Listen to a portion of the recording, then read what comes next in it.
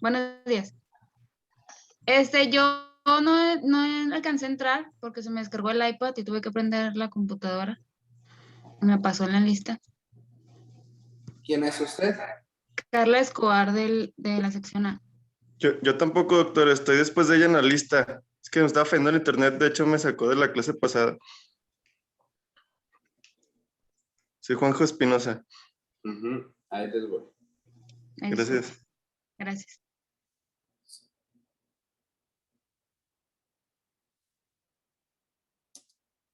Muy bien.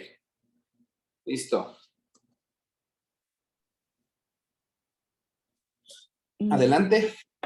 Gracias, doctor. Buenos días. El día de hoy vamos a retomar los cambios estructurales del ojo y vamos a continuar con la cámara anterior. De ella habíamos hablado que va a haber un crecimiento del cristalino y eso va a hacer que el iris esté aún más anterior y también va a haber un engrosamiento de la córnea. Esto va a disminuir el tamaño total de la cámara anterior, generando una mayor presión en el canal de Schlemm. Sin embargo, esta presión no llega hasta el umbral de un glaucoma que es de 22 milímetros de mercurio. Esto sucede porque precisamente el ángulo iridocorneal se va a ver más comprimido por el crecimiento de las estructuras. ¿Le puedes dar otra, por favor, Osvaldo? Y particularmente hablando del humor vítreo, este va a perder su estructura gelatinosa y de soporte. A su vez, esta capacidad de ser más fluido puede favorecer la sinéresis, que se refiere al desprendimiento del vitrio de la retina. Esto no es lo mismo que el desprendimiento de la retina. En esta patología en sinéresis, cuando el vitrio se desprende de la retina, va a causar sobre todo miodesopsias por la sombra o los fragmentos que quedan del vitrio suspendidos en este humor. Sin embargo, también puede favorecer el envejecimiento por sí mismo el desprendimiento de la retina. Esto sucede porque hay una disminución y movimiento posterior de los puentes de colágeno que normalmente adhieren el vitrio a la retina. Este hecho hace que sea más susceptible a ruptura de la retina, sobre todo específicamente en la hora serrata, que es la parte más anterior y delgada. Y cuando los pacientes presentan un desprendimiento de retina, tener en cuenta que se van a manifestar principalmente con una pérdida de la visión que va a ser no dolorosa, con una visión en telón y va a tener, además de las miodesopsias causadas por la sombra del vitrio, puede tener fotopsias por los estímulos de la ruptura de la retina. Y también puede favorecerse un colapso del vitrio, sin embargo, esto es infrecuente. ¿Le puedes dar, por favor?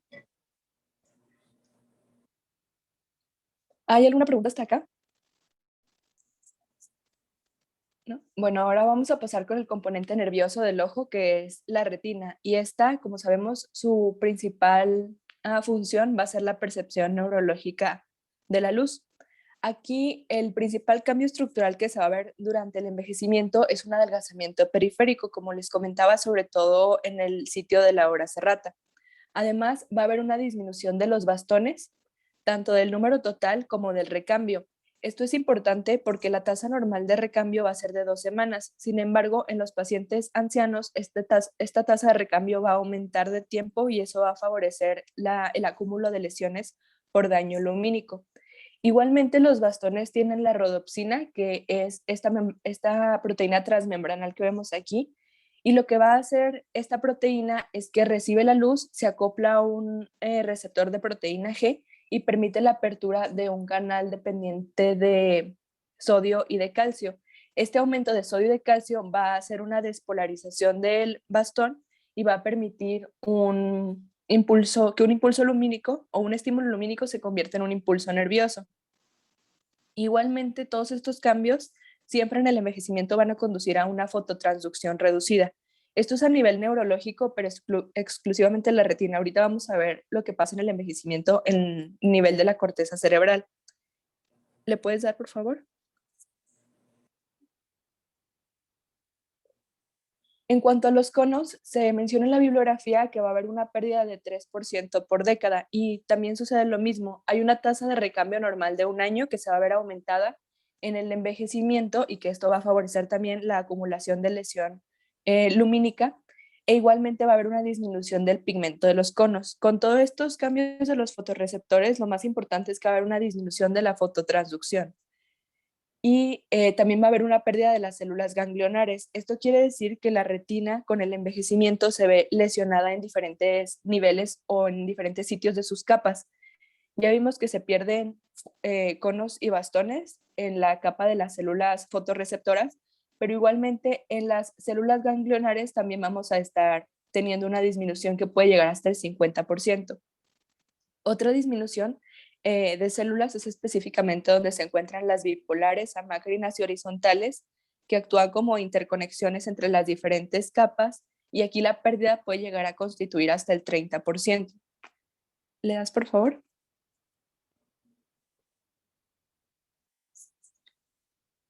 En general, se dice que va a haber una disminución de la densidad de fotorreceptores de 0.2 a 0.45 por año a partir de los 40 años.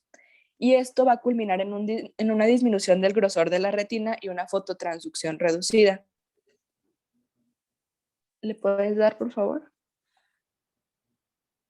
Aquí es importante tener en cuenta las células de Müller, que estas, ¿le das otra? Se van a encontrar en la membrana limitante interna. Estas células de Müller se van a encargar precisamente de hacer como un cambio compensatorio. Como veíamos en el cerebro que se perdían neuronas y había gliosis, aquí en el ojo se van a perder fotorreceptores o células de interconexión neuronal, y lo que las va a sustituir son las células de Müller como para rellenar este espacio. Sin embargo, estas células no son las más efectivas en favorecer la fototransducción, es por eso que se ve reducida a nivel neurológico, específicamente en la retina. ¿Le puedes dar? Ahora, hablando del componente del nervio óptico, este va a tener una disminución del borde neuroretiniano de 0.28 a 0.39 de manera anual, también a partir de los 40 años. También esto va a favorecer que no solo haya una disminución de la capacidad neurológica a nivel de la retina, sino que a nivel del nervio óptico también va a ser menos efectiva la traducción de señales. E igualmente, ¿le puedes dar otra, por favor, Osvaldo? Va a haber un incremento de los diámetros de la excavación fisiológica. Esto es la excavación fisiológica normal. Como vemos, esta está en el centro y está el disco papila óptica. Sin embargo, cuando el paciente envejece, va a haber un aumento de esta excavación fisiológica, y no hay que confundirlo con la patología de glaucoma, porque en el glaucoma los pacientes característicamente también aumentan la excavación fisiológica. Lo vamos a ver más adelante. E igualmente, este índice o relación que existe entre la excavación y el disco va a aumentar de 0.1 hasta 3, específicamente en los 70 años. ¿Hay alguna pregunta? No. ¿No? Es decir, en pocas palabras, hay una alteración a nivel de la retina, tanto del área periférica como del área central. Aparte de que hay una disminución de la sensibilidad a ciertos colores. Eso sucede durante el envejecimiento habitual. Es muy frecuente que los abuelitos pierdan la visión periférica.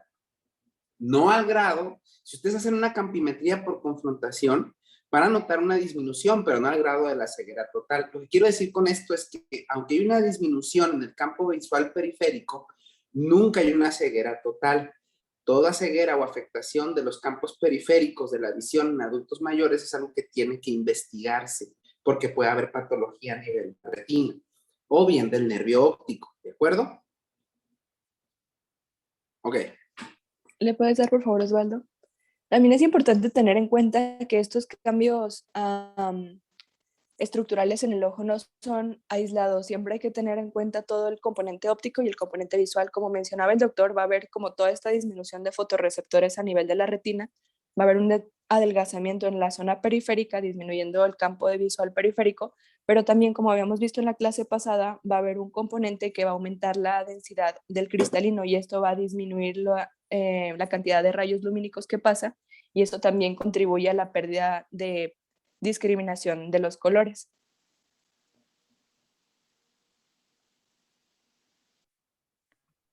Bueno, ¿sí me escucho? Sí. Ok. Bueno, ahora para finalizar los cambios estructurales vamos a hablar del epitelio pigmentario. Como sabemos, este se encarga de la degradación de los discos que son desprendidos de los fotorreceptores para posteriormente digerirlos y reciclarlos nuevamente. Sin embargo, este proceso de reciclaje va pues haciéndose más obsoleto con el paso de los años y aunado al daño que sufren las moléculas debido a el tabaquismo, al alcoholismo, al daño a la radiación ultravioleta y ionizante, pues estas moléculas van a ser alteradas y no van a permitir entonces que sean digeridas. Esto en el adulto mayor se va a acumular como lipofucsina, que se manifiesta como drusas en el fondo de ojo. En el adulto mayor es normal ver ciertas drusas, estas tienen que ser pequeñas, más adelante les hablaré de esto, y además estas drusas, como son moléculas extrañas, van a desencadenar una respuesta inflamatoria que añadido a todos los factores de riesgo que existen para una enfermedad macular como el tabaquismo, el alcoholismo, la radiación ultravioleta, pues van a provocar la muerte de las células del epitelio pigmentario.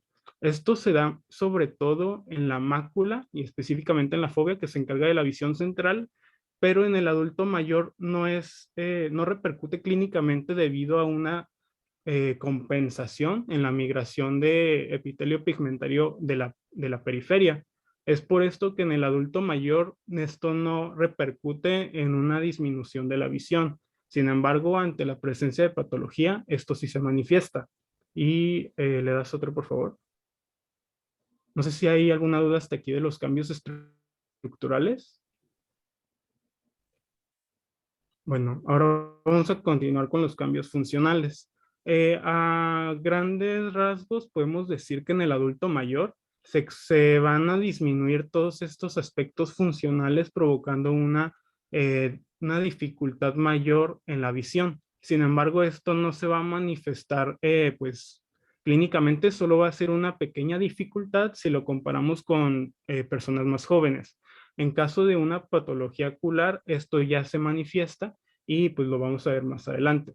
Los primeros aspectos funcionales que vamos a ver es en cuanto a los movimientos oculares. Aquí vamos a tener tres pues disminuciones, que es una disminución en los movimientos de persecución lenta. Estos movimientos se encargan de fijar un objeto en movimiento en la fóvea. Es, por ejemplo, cuando nosotros observamos un coche avanzar, nuestros ojos hacen un movimiento para mantener el objeto deseado en la fóvea. Esos van a estar disminuidos en el adulto mayor. El tiempo de reacción sacádico, entendiendo que todo movimiento sacádico es un movimiento ocular en el que se hace pues, el movimiento de los ojos hacia un objeto específico. Este generalmente lo hacemos cuando leemos y es cada punto rojo, esta es una sacada. Entonces, el tiempo de reacción sacádico, que es el tiempo entre la aparición del objeto y el inicio del movimiento, también va a estar aumentado. Y el último punto es en cuanto a la sensibilidad visual del movimiento, o sea que nosotros distingamos cuando un objeto se está moviendo. Este aspecto también va a estar disminuido. Y si se fijan en la tabla de abajo, vemos cómo el tiempo de reacción sacádico aumenta a partir de los 40 años y en personas mayores de 50 años pues ya está muy aumentado. Sin embargo, esto solo marca una leve dificultad en la visión, pero no es comparado con un glaucoma, por ejemplo, en el que ya se afecta enormemente pues estos movimientos oculares. ¿Le das otro, por favor? Okay. Y ahora el otro aspecto que vamos a ver es el umbral visual.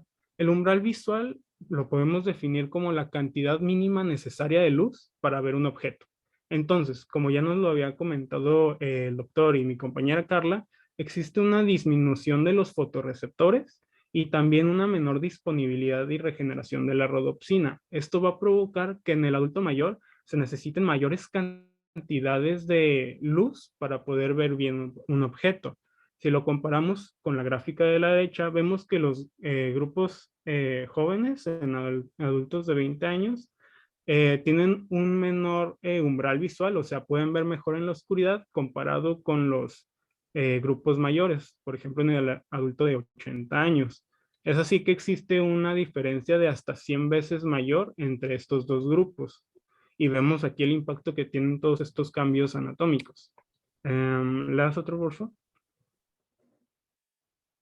Y también ya nos habían mencionado esto, el campo visual va a perder su tamaño a partir de los 50 años. Sin embargo, esto solo es un pequeño porcentaje, alrededor del 3%. Sin embargo, en personas mayores de 60 años, este campo visual dobla su pérdida, siendo del 6 al 12%, provocando que el adulto mayor pues reduzca este tamaño del campo visual. Además, otro aspecto que se nos menciona es en cuanto a la frecuencia crítica de flicker, que nada más es como ver estímulos consecutivos como separados, y aquí también va a estar disminuido en el anciano. Las otras, por favor. Esto es importante. Si se han fijado que cuando le hablan a los adultos mayores, ustedes se dan cuenta que hasta parecen así como película de terror. Si hablan desde un lado, primero el paciente como que gira lentamente la cabeza hacia un lado o hacia el otro, y luego al mismo tiempo se van moviendo los ojos. Ellos batallan para ver objetos periféricos. Esto cobra mucha importancia y es importante enviar a los adultos mayores a revisión, sobre todo cuando hay dudas de si un paciente está facultado o no para conducir un vehículo. Muchos pacientes van a acudir con ustedes siendo médicos generales y los hijos como si fueran un juez, van a preguntarles, oiga, ¿verdad que mi papá ya no puede manejar?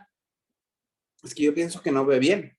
De jodido, dentro de su valoración, lo mínimo que tendrían que hacer es una campimetría por confrontación y comprobarle y explicarle al paciente si esa campimetría está disminuida y rápidamente derivarlo a un servicio de oftalmología para que haga una campimetría con toda la palma de la mano y vea cómo están precisamente cada uno de estos cambios fisiológicos que hay y si está o no está facultado desde el punto de vista visual. Luego vamos a ver el componente auditivo y después se ven los componentes cognitivos. Esto es importante porque, créanme, los genera mucho conflicto en adultos mayores. De todo lo que hasta ahorita mencionado se puede sacar una conclusión. Es así como que a huevo imperativo que un paciente que cumple 60 años tenga una revisión mínimo anual con un oftalmólogo. Esto es importantísimo. ¿Sí? Sobre todo para ir viendo cómo se van manifestando cada uno de estos cambios y sobre todo ver si se diagnostica de manera oportuna cualquier patología, como el glaucoma, la enfermedad macular, la presencia de catarata, etcétera, etcétera. ¿Ok? Adelante. Ok, las otras, por favor. Y bueno, también la agudeza visual, esta generalmente empieza a disminuir a partir de los 50 años y vemos cómo en la gráfica de la derecha empeora drásticamente o tiene una caída grande entre la década de los 80, de los 80 años. Y esto pues es resultado de múltiples causas, muchas de ellas ya nos lo comentaron en los cambios estructurales, una alteración de la refracción de la luz, ya sea por el engrosamiento de la córnea, por el aumento del cristalino, una disminución de la acomodación, menor entrada de luz debido a la miosis senil, también una disminución en el número de fotorreceptores y su funcionamiento, y también envejecimiento de las estructuras centrales de la vía visual. Todo esto... Esa diapositiva acaba de resumir todo lo que se ha explicado de todos los cambios oculares que hay. Esa diapositiva es un resumen de básicamente todo lo que hasta ahorita se ha mencionado y cómo los cambios afectan al órgano de la vista, los cambios producidos por la edad. ¿Ok? Que les quede clara esa diapositiva. ¿Ven a lo que me refiero con tantas pestañas? Creo que se quitó la exposición. Sí, vamos a ver su Facebook. Ahí está. Bueno, sí, entonces la agudeza visual va a disminuir y esto no cae drásticamente. Si lo vemos, ¿le puedes regresar una, por favor?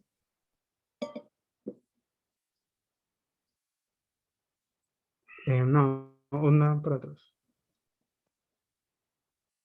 Ahí está. Si vemos, generalmente se alcanzan pues agudezas visuales de 20 sobre 50, de 20 sobre 60, pero no es como que repercuta así tan drásticamente en el paciente. No es una disminución tan grande. ¿Le das otra, por favor? Y bueno, en cuanto a la percepción de los colores, durante la quinta década de la vida se va a producir una deficiencia en la percepción del color de longitudes cortas. Esto es entre el espectro del amarillo y el azul. Esto es debido a cambios en el cristalino que, como ya nos lo comentaron, se vuelve más amarillento con la edad, provocando esta deficiencia en la percepción. Y posteriormente, después de los 60 años, también se manifiesta una deficiencia en el color verde, provocado por los factores retinianos en el envejecimiento que ya nos lo comentó mi compañera Carla, la disminución de los fotorreceptores, de la utilización de la rodopsina, etcétera, etcétera. En los hombres, doctor, eso sucede antes, de hecho desde la adolescencia. Para nosotros únicamente hay colores primarios. Pregúntenle a las mujeres cuántos tipos de colores hay. Hasta hay un color que se llama chedrón. Chedrón. ¿Quién le pone un color chedrón? Para nosotros nada más los colores primarios, esos que ven ahí y punto. ¿Ok? Dele. ¿Es otro, por favor? Y bueno, ya de forma resumida, otros cambios que también se pueden encontrar son una menor sensibilidad al contraste. Esto se puede demostrar con una tabla, pues igual, bueno, como se muestra la de la derecha.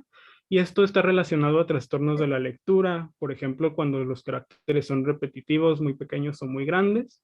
Una reducción de la estereopsis, que es para poder observar la profundidad de los objetos. Y también cambios en la corteza visual, el adelgazamiento y la atrofia, bueno, el adelgazamiento y pérdida de células. Y también dicen que hay un aumento de la latencia en respuesta a potenciales invocados. Esto quiere decir que existe una dificultad en la conducción del estímulo visual. Esto es provocado por los cambios en la corteza visual y todo eso, que van a provocar que pues, el estímulo tarde más en llegar a la corteza visual y sea procesado. Y en general esos van a ser todos los cambios funcionales que existen en el adulto mayor. Sí, señor.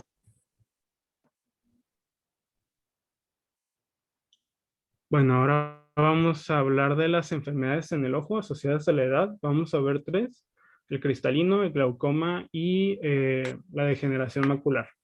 Primero, la catarata. Esta la podemos definir como cualquier opacidad del cristalino, ya sea que conlleve o no una incapacidad funcional. Es la primera causa de ceguera reversible y esto es provocado por una pérdida de la transparencia en el cristalino, ya sea por una degeneración de la cápsula o un daño oxidativo en las fibras cristalinianas que provoquen un cambio conformacional y esto la opacidad en el cristalino. Existen múltiples tipos de catarata, por ejemplo la congénita, que pues obedece a causas infecciosas o metabólicas, y la adquirida. Aquí vamos a tener 4 tipos: la senil, que es el tipo de catarata más frecuente y vamos a enfocarnos en esta; las provocadas por enfermedades sistémicas, diabetes mellitus, entre otras; secundaria, ya sea corticoides o radiación ionizante; y la traumática también puede ser un tipo de catarata.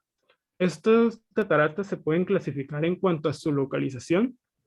Vemos como en la tabla de la derecha, generalmente las cataratas seniles son nucleares, o sea que el primer objeto o la primera parte del cristalino que se opacifica es el núcleo del cristalino. Después tenemos también cataratas corticales, que estas se manifiestan sobre todo en la diabetes, y cataratas subcapsulares posteriores que van a ser provocadas por corticoides. ¿Me das otro, por favor? Y bueno, hablando de la catarata, de la catarata senil, esta va a abarcar a todas las opacidades que se presenten después de los 50 años. No obedecen una causa específica, sino que son multifactoriales, y esto se puede mostrar en cuanto a sus factores de riesgo, que son muchísimos. Está el alcoholismo, el tabaquismo, enfermedades sistémicas como la diabetes, hipertensión, antecedentes familiares y la exposición a luz ultravioleta, radiación ionizante, etcétera, etcétera. Todo esto son los factores que pueden predisponer al desarrollo de una catarata y pues nada más. En cuanto a sus manifestaciones clínicas, esto puede producir síntomas variables, pero generalmente comienzan con una miopización gradual. ¿A qué me refiero con esto? A que el adulto mayor generalmente tiene presbiopía, o sea, una dificultad para ver de cerca por el endurecimiento del cristalino, por la dificultad de la acomodación, perdón. Sin embargo, en la catarata, como sabemos, va a crecer en cuanto a su dureza y tamaño, y va a provocar que esa lente sea más poderosa y permita ver a los pacientes ver de cerca. Entonces, generalmente los adultos mayores lo expresan como que ya no necesitan lentes para poder leer. Eso se le llama el fenómeno de la segunda vista.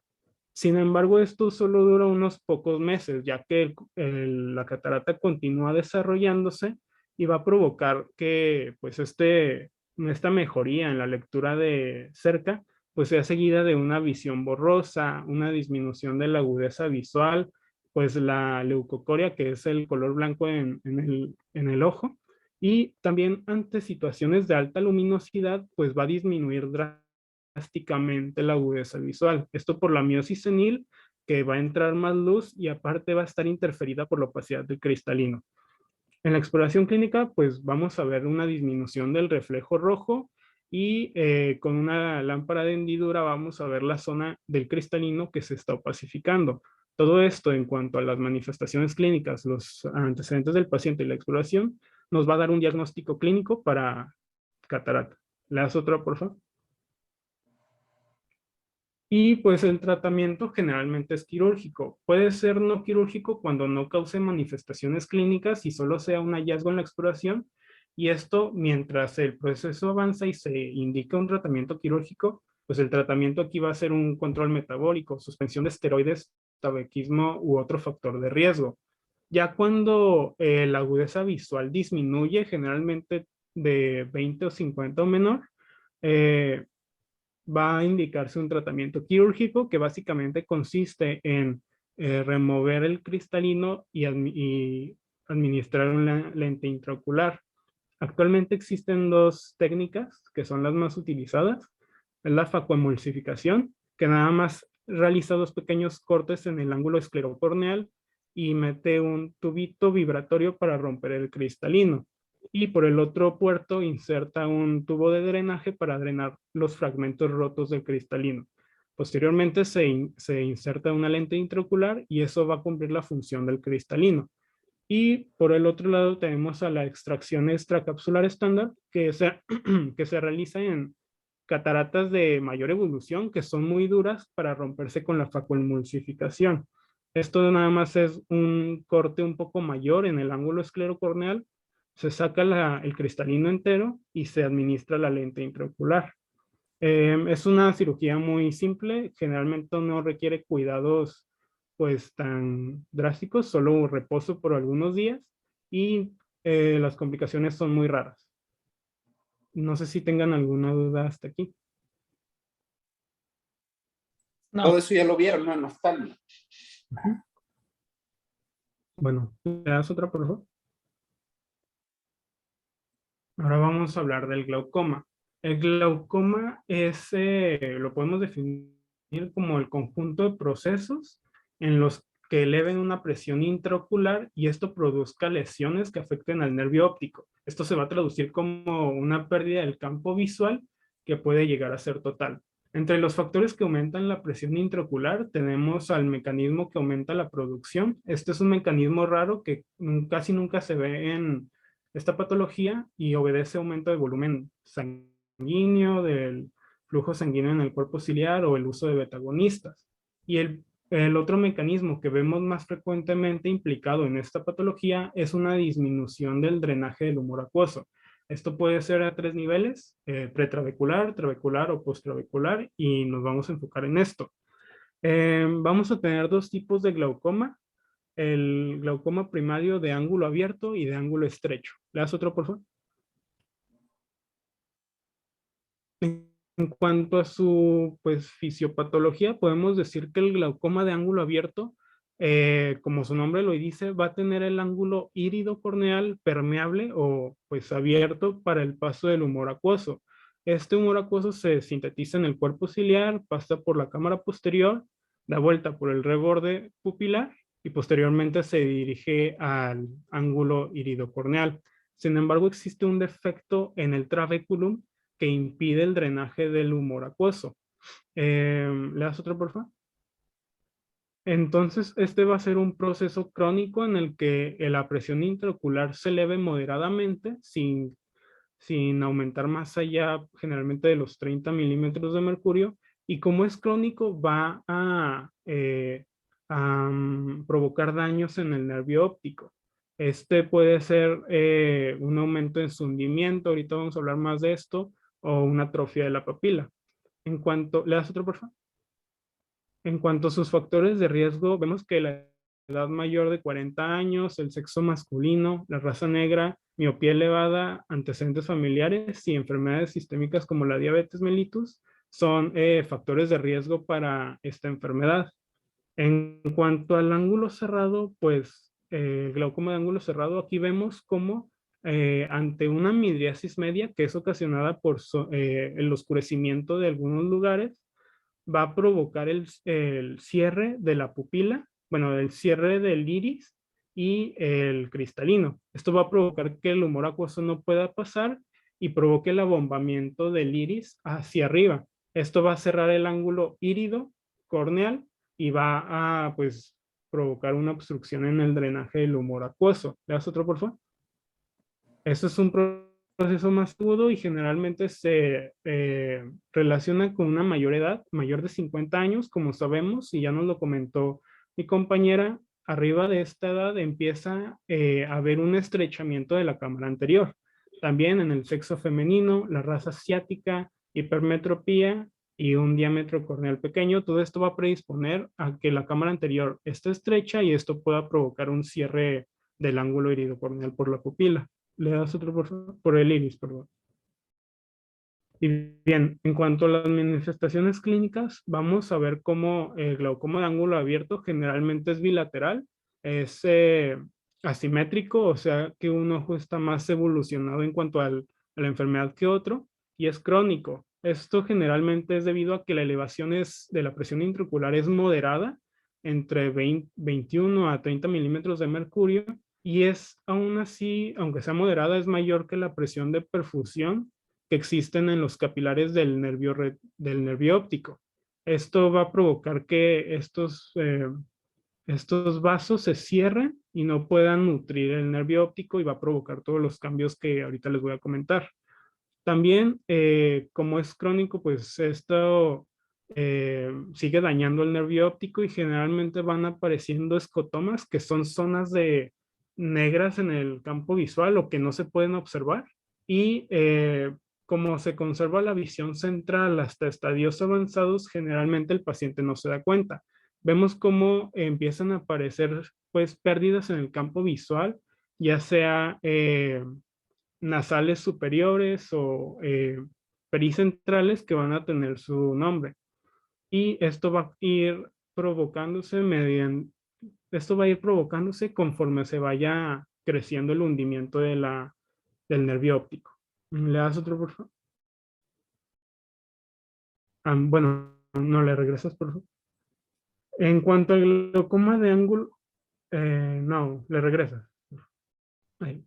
En cuanto al glaucoma de ángulo cerrado, este es un proceso más agudo, es unilateral y generalmente, como ya les dije, es producido por el cierre del ángulo iridocorneal por la pupila. Va a provocar entonces manifestaciones clínicas por la elevación aguda de la presión intraocular y porque generalmente se alcanzan presiones mayores de 30 milímetros de mercurio. Aquí vamos a ver un ojo rojo doloroso, un edema corneal cuando ya se alcanzan presiones mayores, y esto el paciente lo va a manifestar como halos de colores alrededor de las luces. Y ante presiones intraoculares mayores de 40 milímetros de mercurio se van a desencadenar síntomas vagales como náusea, vómito, hipotensión, bradicardia. ¿Le das otra, por favor? Y en esta tablita podemos ver otros síntomas que también se pueden presentar. Vemos los halos de colores que ya les dije, el dolor es en el territorio trigémino, cefaleas semicraneales. También va a haber una dureza del globo ocular. Generalmente esta tiene la consistencia de la eminencia tenar, pero en el glaucoma va a tener una dureza mayor, esta como una piedra. También va a tener una midriasis media reactiva, una hiperemia u ojo rojo y nubosidades corneales. ¿Das otra, por favor? Y ese es el protocolo diagnóstico para el glaucoma. Generalmente los dos empiezan con la realización de una tonometría. Vamos a ver que en el glaucoma de ángulo abierto se alcanzan presiones elevadas, moderadamente elevadas, entre 21 a 30 milímetros de mercurio, y ante el hallazgo de debemos de evaluar cómo ha repercutido tanto funcional como anatómicamente. De manera funcional lo vamos a evaluar mediante una campimetría o la evaluación de campos visuales para ver la pérdida de pues, el campo visual. Y en cuanto a los aspectos anatómicos, lo vamos a evaluar con un fondo de ojo. ¿Le das otro, por favor? Aquí vamos a ver las diferencias entre el nervio óptico sano y el nervio óptico con glaucoma. Generalmente el fondo de ojo vamos a ver cómo hay, primero, una disminución en el color. Lo vamos a ver como un color más blanquecino, más grande, y también vamos a ver cómo existe, cómo existe un aumento entre entre el hundimiento, que es este de aquí, y la papila, que es todo esto de acá. Si lo comparamos con el nervio pues óptico sano que está por aquí, el hundimiento, y esto es la papila, vemos cómo existe o cabe tres hundimientos aquí, o sea, uno aquí, uno por aquí, y vamos a decir que la relación entre el hundimiento y el nervio óptico es de 0.3. Esto es lo normal. Sin embargo, en el glaucoma, el hundimiento tiende a crecer mayormente y generalmente siempre es mayor de 0.6 en los pacientes con glaucoma y es indicativo de esta.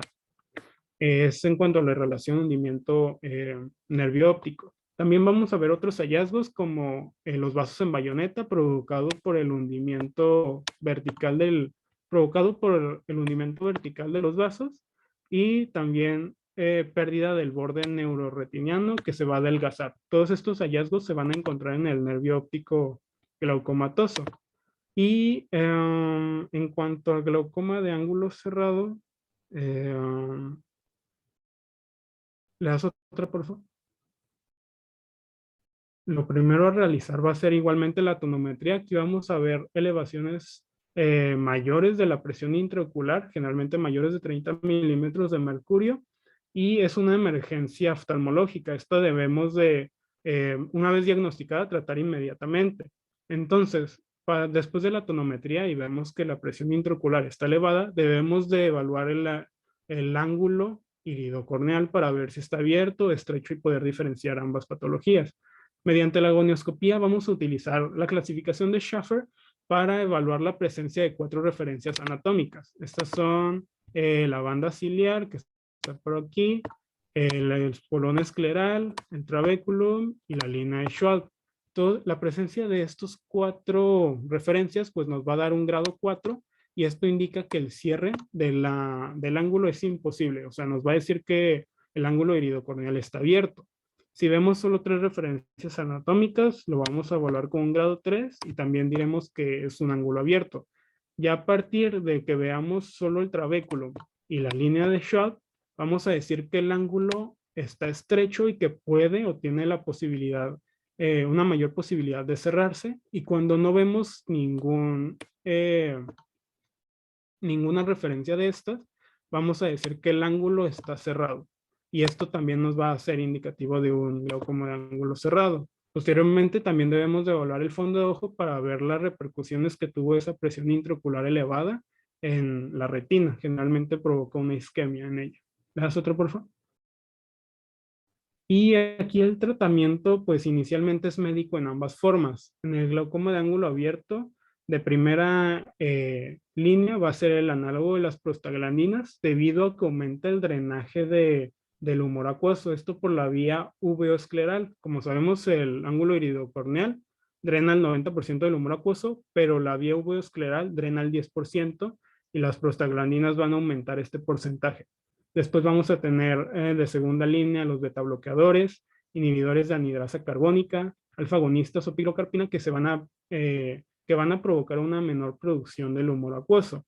Y cuando no se logra controlar esta presión intraocular, ya sea con 1 o 2 fármacos, se recurre al tratamiento quirúrgico, que es mediante una trabeculoplastía con láser o una trabeculectomía quirúrgica, que nada más se encarga de abrir el ángulo iridocorneal y va a provocar una pequeña ampollita en la subconjuntiva, y ahí se va a drenar el humor acuoso.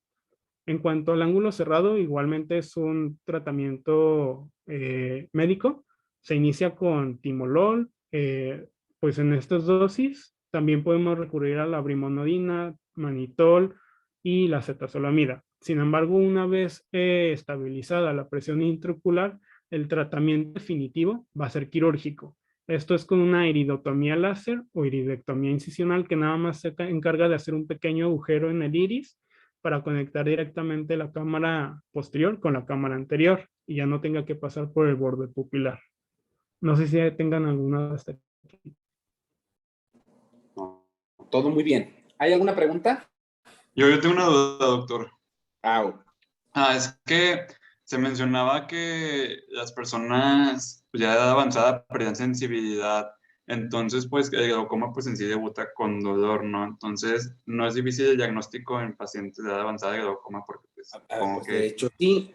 de hecho sí, pero ojo, el glaucoma debuta con dolor siempre y cuando hay un cierre abrupto de la unión esclerocorneal. Ahí, si se cierra el conducto de Schelm, va a haber sintomatología. Si el aumento de la presión es gradual, como en el glaucoma de ángulo abierto, el paciente raras veces se va a quejar de dolor. Va a ser muy difícil. ¿Nunca han visto un glaucoma en agudo? Cuando el paciente tiene un glaucoma en agudo, no sé si alguna vez les haya tocado ver uno, los pacientes llegan llorando. O sea, es un dolor insoportable y es uno de los diagnósticos diferenciales de ojo rojo. De hecho, de las cosas que hacemos de manera inmediata, la verdad es que yo he visto eso como unas 4 veces nada más en mi vida. Yo no soy oftalmólogo, pero cuando lo he visto, pues el paciente en realidad llega muy mal. Como mencionaba ahorita el doctor, hay muchos síntomas vegetativos, llegan con mucha náusea, una cefalea muy intensa, el ojo está rojo, pueden tener una pérdida súbita de la agudeza visual en ese ojo y llegan vomitando. Y lo que solemos hacer los clínicos, que no somos oftalmólogos, inmediatamente es infundir manitol. Eso es lo que solemos hacer. Pero este no es el tipo de glaucoma más habitual en adultos mayores. El doctor ahorita mencionaba algo muy importante en el glaucoma de ángulo abierto que puede provocar exacerbaciones y decía los beta-agonistas. Es raro que en adultos mayores se utilicen medicamentos beta-agonistas, pero hay unos que tienen esa capacidad de exacerbar, producir crisis o empeorar un glaucoma de ángulo abierto, algo que solemos utilizar mucho en adultos mayores. ¿Alguien sabe a qué tipo de medicamentos me refiero? Y que yo tengo que verificar que la salud ocular del paciente esté bien antes de iniciarlo, preguntar cuando menos si no tiene un diagnóstico de glaucoma.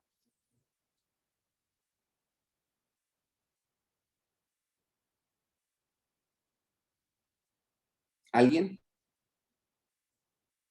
¿Qué medicamentos de uso frecuente en adultos mayores tienen propiedades simpático-miméticas y que pueden empeorar un glaucoma?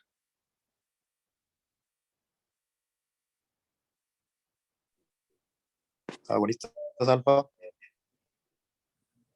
A ver, ¿cómo cuál?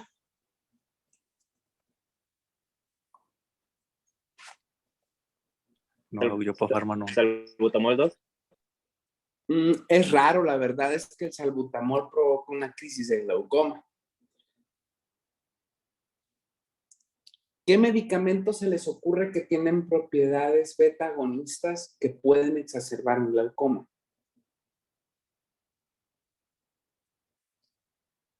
Vámonos por grupos de medicamentos. ¿Conocen algún antibiótico que tenga algún efecto beta-agonista? No. ¿Conocen algún psicofármaco que tenga algún efecto beta-agonista?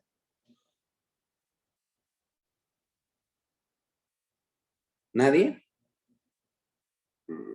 No hay unos medicamentos que se llaman antidepresivos, que se llaman inhibidores de la recaptura de serotonina y noradrenalina. ¿Se han escuchado eso? Sí. Si se inhibe la recaptura de serotonina y noradrenalina, ¿qué efecto creen que tenga? El uso de antidepresivos en adultos mayores con presencia de glaucoma, si bien es cierto, no es una contraindicación, es algo que siempre se tiene que evaluar.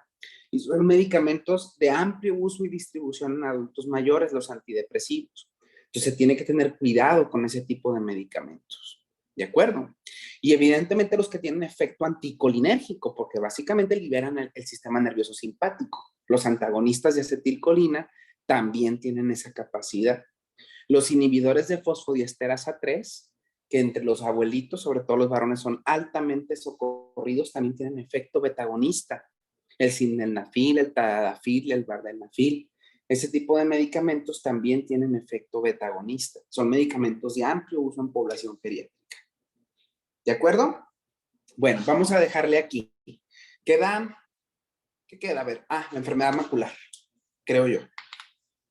Terminamos la próxima clase con la enfermedad macular y empezamos con lo de las pérdidas de las capacidades auditivas. Bueno, en el sentido del oído, pues. ¿Hecho? Sí. Sí. Muy bien. Doctor, disculpe. Ah. La próxima clase nos veríamos hasta el viernes, porque mañana nos van a vacunar por parte de la universidad y va a ser en la mañana. Bueno, ok. Entonces nos vemos el viernes. Okay, Cuídense doctor. mucho, médicos. Nos Gracias. vemos. Gracias, doctor. Gracias, doctor. Gracias, doctor. Igualmente. Bye.